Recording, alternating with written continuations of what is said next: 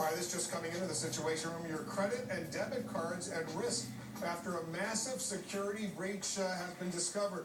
All major card brands, possibly millions of people across the country could be affected. Let's bring in Tom Foreman. He's got some details for us. What happened here, Tom?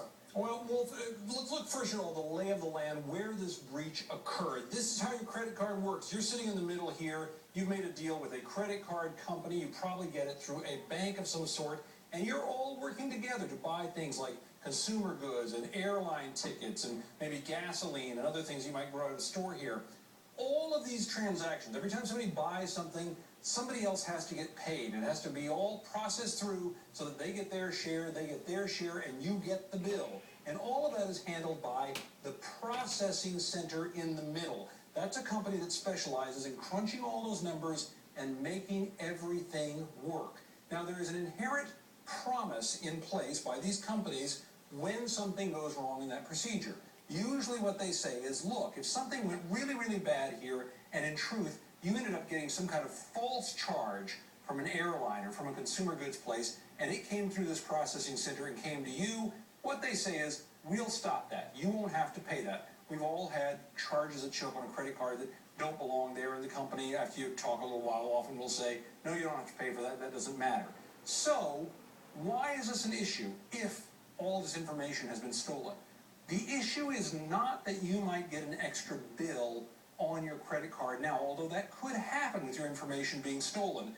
The processing center in the middle has a tremendous amount of important information about this. It's not about your money right now.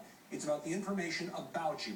Your credit card number, your account number, your credit limit, the type of account, your address, your phone number, your official numbers of all sorts, and your official name. You know why all this matters, Wolf? Because this is real. It's all accurate. It all relates to a real person in a real place with real income.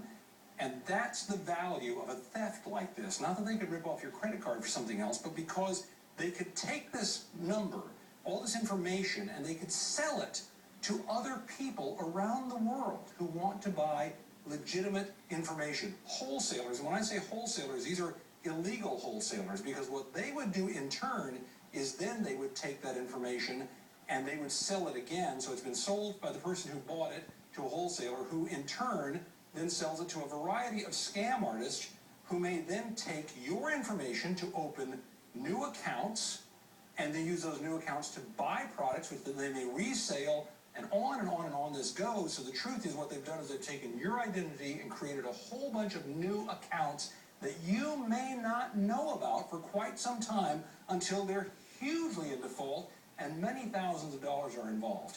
Are you going to be involved in paying for that?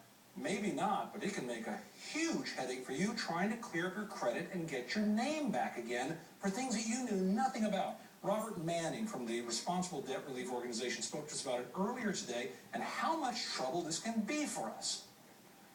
Some people have spent $50,000, $60,000 in terms of hiring attorneys, taking time off from work, traveling to different courts, testifying at local police hearings, filing with the Federal Trade Commission. I mean, this is a nightmare where the dimensions of the crisis for the individual are really hard to calculate. It's a little bit hard to follow, Wolf, but the bottom line is this is not so much about somebody taking your credit card number and charging something that you'll have to pay for. It's about them taking your identity and selling it over and over and over again to people who may charge many hundreds of thousands of dollars worth of goods. You may not have to pay for that, but getting your identity back so that you can get a credit card again, so you can get loans, so you can go on with your life, that can be, as he said, a nightmare. Wolf? That could be terrifying. Here's the question. What are the credit card companies saying about this? What are they doing about it? Well, what they're saying about it is what credit card companies usually say is we will protect the people who are affected by this, we'll deal with this breach. But the trick is this. A credit card company, and we're not targeting Visa here, we're just using them as one example. There are many others, MasterCard, American Express, all sorts of companies that may be caught in things like this from time to time. The simple truth is they may protect you up front, Wolf, but once it's gone through this process where your identity has been sold to a wholesaler and to other scam artists around the world, at some point, many banks, many credit card companies may say, hey, that's not us anymore. That's a whole different endeavor, and now you're on your own. Tom Foreman, thanks very, very much. It's a whole new world out there, I must say. And it could have been a tip-off about